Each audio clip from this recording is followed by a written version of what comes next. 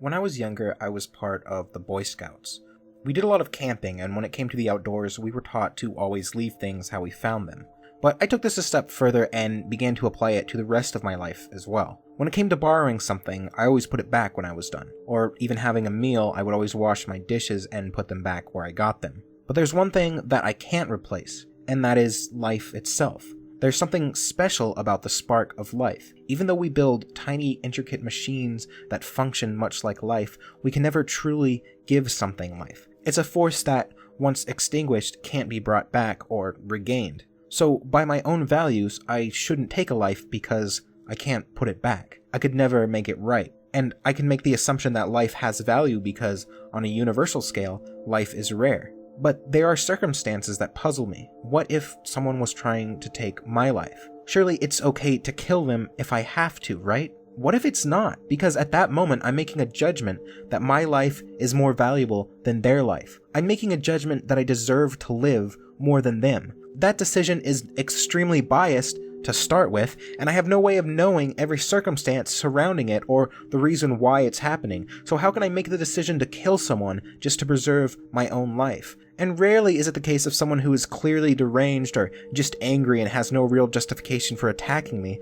More lives are lost during war, where it isn't so clear that there is a good or evil side. It's just two clashing ideologies, both of which think that they are justified, and in many cases, both of them are in different ways. What about the death sentence? Is it okay to kill people because they have killed others? This is different than killing someone who is about to kill you, because once a person is incarcerated and controlled, they aren't an immediate threat. The death sentence isn't a punishment exactly, because the person being punished in this case would be dead and not have to suffer the consequences of that punishment.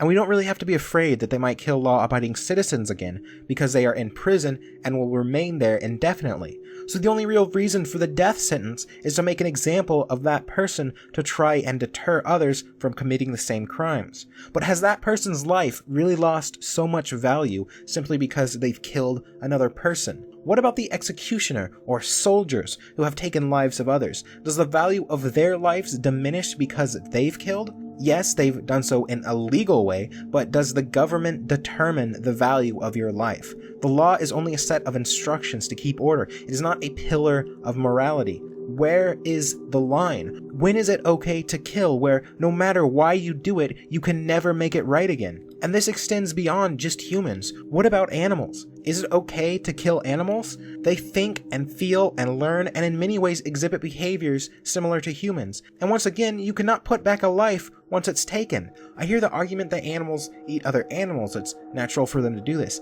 And that's true. We have the ability to chew and digest meat, and it's natural for animals to eat other animals. But should we? Humans have become so advanced that, for some, it's no longer necessary to kill animals for food. We don't have to do it, and certainly if it's not absolutely necessary to take a life, then shouldn't we preserve that life instead? Many animals have the same level of intelligence as a young human, and certainly we would say that killing a toddler is wrong, so why is it that killing something with the same intelligence level as a toddler is okay? Is it simply because they aren't human? Once again, that is a very biased argument. We say that we are the superior species by virtue of being human, but are humans so virtuous? Sure, we are more intelligent, but we also use that intelligence nefariously.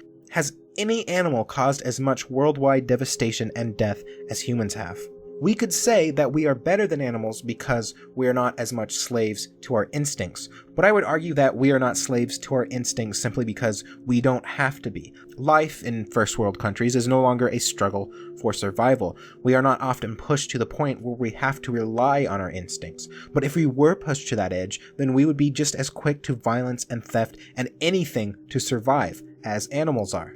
And that raises another question. Is it right to kill an animal because it attacks a human? Should a dog be put down because it bites a child? Can animals be held accountable for their actions if they are in fact a slave to their instincts? We absolutely wouldn't kill a child for hurting another child. We would instead teach the child not to do that. So why is it a death sentence for animals? Is it only because they weren't lucky enough to be born human? If one day we are confronted by a more advanced species, how would we react? Would we call them animals and treat them as such simply because they aren't human? Would they treat us as animals because they don't see us as intelligent or advanced as them? Would they use some of us for food and keep some of us as pets and kill us if we ever stepped out of line? Would they do all of these things just because we aren't the same species as them? Or because we weren't as intelligent as them? Or because our forms of communication aren't as robust as theirs? Or because our society isn't as advanced as theirs? And there are other forms of life that people take even more for granted. That is, the life of plants. Plants don't have a brain or nervous system. They can't feel pain or think about things, and yet they are still alive, and there's still some vague semblance of intelligence. Plants turn toward the sun, they close their leaves to keep themselves from freezing, and some even eat insects. You could argue that all of these things aren't actual intelligence, and they are simply clusters of cells programmed to do a certain thing and then autonomously doing it. But is that so different from any other living creature? Every organ in our body is just a cluster of cells that acts based on what its DNA has designed it to do. Your bodily functions are not a conscious choice, and even your conscious choices are a result of how your brain is built. Are we really that different? Take a redwood tree, for example. This tree lived long before any of us were born and will continue to live for hundreds of years. In its life, it has done nothing but good for the planet, creating oxygen and places for animals to live. It has lived completely peacefully, never willingly taking the life of another creature. So in some ways, isn't the life of this redwood tree more valuable than a human life? What right do we have to cut it down? The truth is, we are like gods to these plants and creatures. Take an ant, for example. I am more intelligent than it in ways that it can never hope to understand. It is only even vaguely aware of my presence. It poses no threat to me, and yet I could instantly kill it and it would be like nothing to me. I have a myriad of ways to destroy it and every other ant in its colony, and I could do so without feeling any amount of remorse. But just because I can do this, does that mean it should be done? I don't have to kill it. I can make that choice to hold this ant's life as having some amount of value. I can choose to be a benevolent god. Now, I don't hold any of these things as opinions that I completely agree with. They are just thoughts that I have. After all, holding all life sacred has the problem of then not being able to eat and survive. And because of some weakness in me, I still enjoy eating animals anyway, even though my own values tell me it's wrong. But where is that line between what I will kill and what I won't? What life is valuable and why?